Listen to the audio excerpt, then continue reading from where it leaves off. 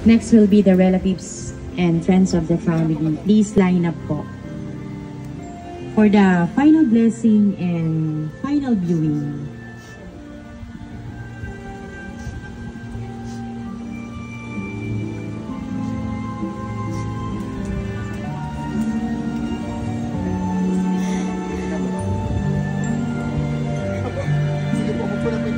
Pagkatapos nyo pong mag-final blessing and sumulya, pwede na po kayong maupo. Then we will distribute the flowers. Hawakan nyo lang po yung flowers.